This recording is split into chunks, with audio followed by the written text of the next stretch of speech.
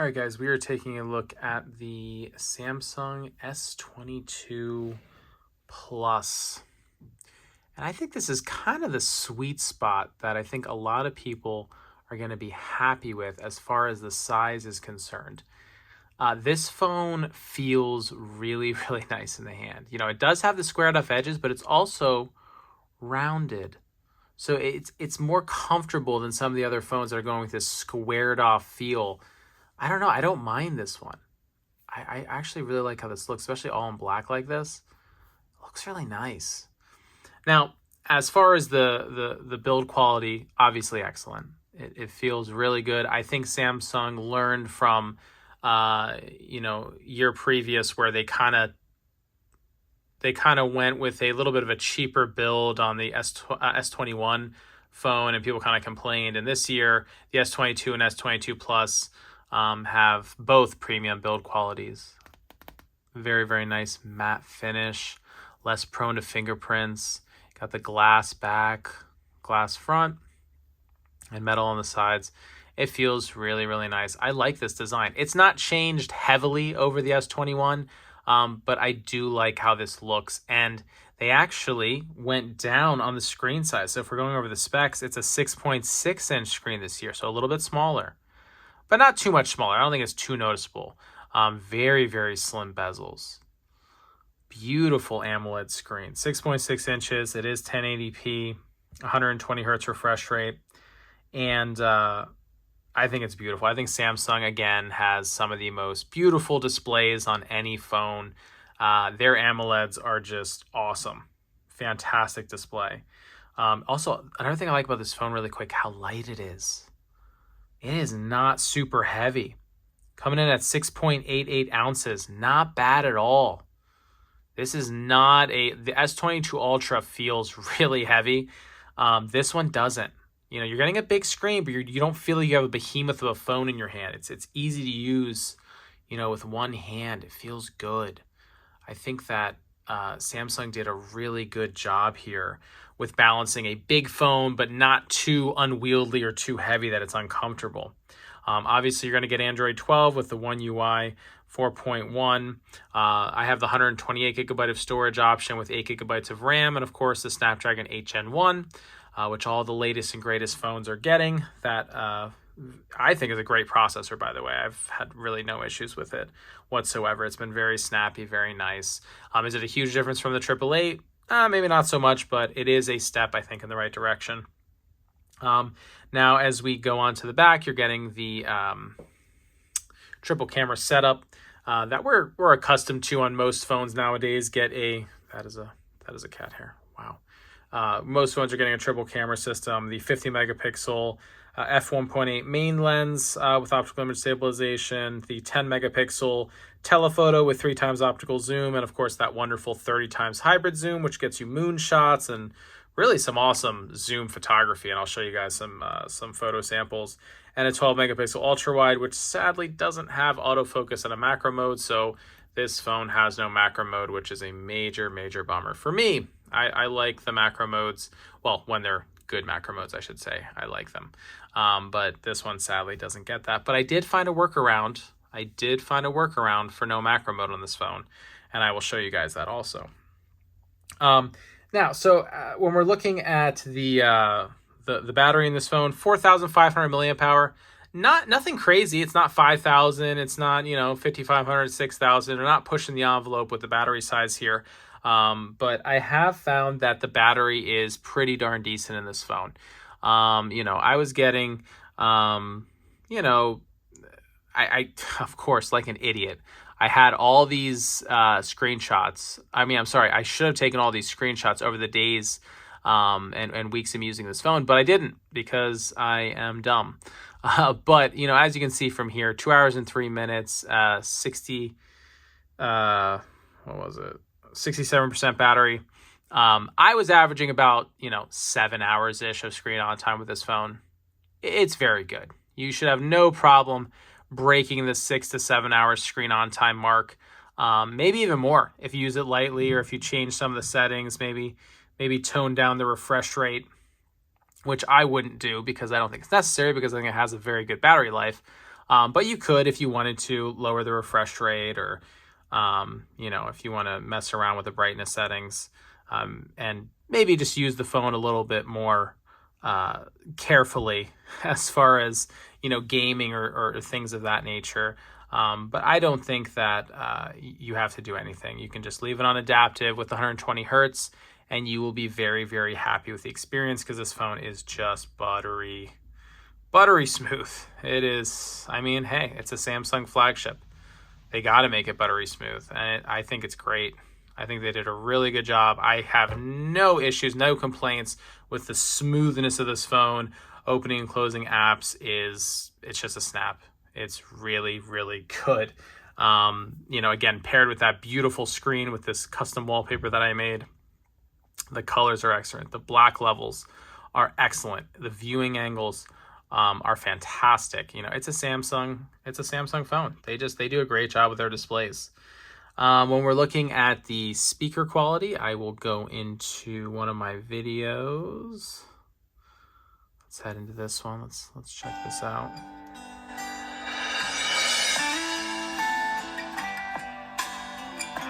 Speaker down here, speaker up front. This is a video test with the OnePlus Object Close, and that is sadly gone.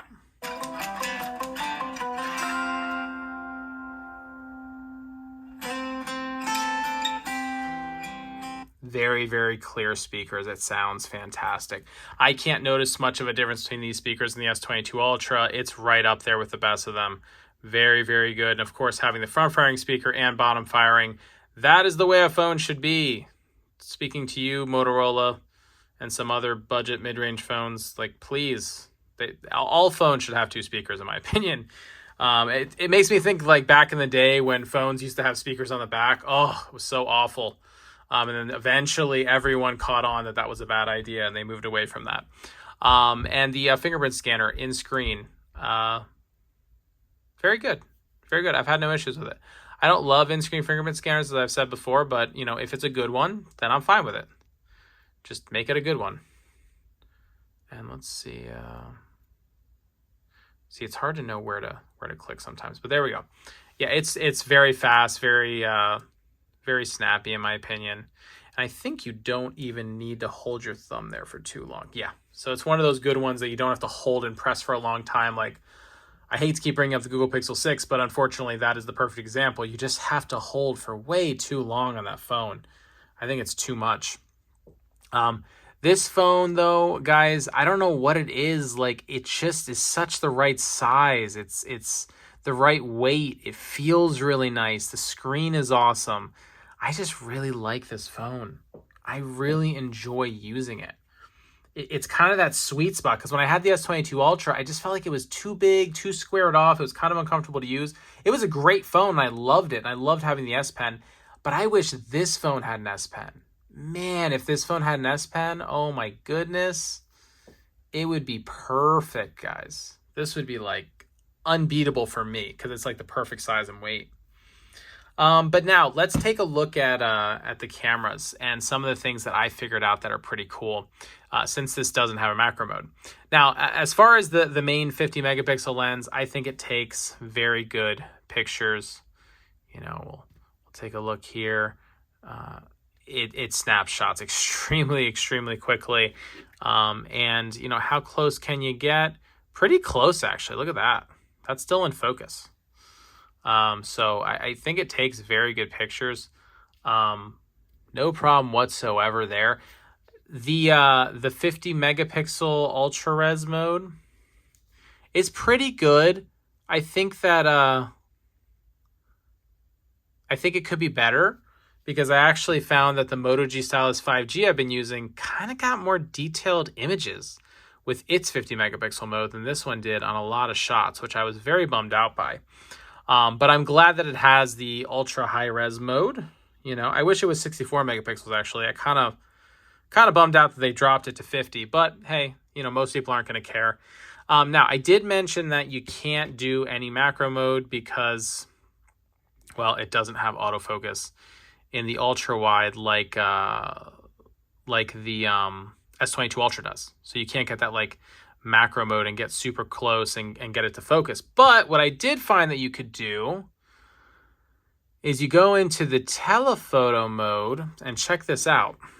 If you go into the 3x optical zoom, look at how close you can focus in. I mean, that's basically a macro photo. And a pretty good one at that. I mean, you can focus really close. Look how close I'm holding this to the phone. I mean, a lot of phones, when you go to the telephoto, you have to hold it like back here. Otherwise, it won't focus. Samsung's like, nope, we'll let you focus. We'll let you bring it right in and get these like microscope looking pictures, which I think is pretty dang cool. Because I've been able to get some awesome, I mean, obviously, again, this is low light and a really bad example, but when I was outside, I was able to get some really awesome shots with this, using that technique to do macro photos, just kind of zooming in with the telephoto, and it was awesome. I almost didn't miss having a macro lens on the phone because it was so good, and it let me get so stinking close, and it was still in focus. Like right now, guys, this is in focus. Like, I don't understand. I don't think Samsung meant for that to be the use case. I don't think Samsung was thinking, oh, you can take macro photos with a telephoto lens. But they do let you kind of do that. I don't know if it was by accident, but you can focus really I'm holding this like almost touching the camera. Like, awesome job, Samsung. Not only is it a good telephoto camera for, far away objects, but also if you want to use it for macro photography, you can, and honestly get some pretty amazing shots. I've been really, really happy with it. Video camera is also awesome. Obviously you can shoot up to 4K 60, and then you can go 8K 24, which I don't really ever use, but it's cool that it has it. I'm glad that it does. And I think the video capture was fantastic. I think Samsung did a great job. They keep improving the video camera every year, just by a little bit. A little better low light, a little better stability. I think they did a really good job here. I'm happy with both the photos and the videos from this phone. And you can go to more, and of course you have pro video mode, you have pro photo mode. Awesome to see that Samsung is adding this fun stuff. So if you want to make a short film or, go in and make a movie, pretty dang cool that you have these options. And you can, of course, shoot at 24 frames per second to get that movie look and take control of everything, including the focus, which is nice. And you can switch between the different lenses here. So I'll throw up some photo samples and let you guys take a look for yourselves.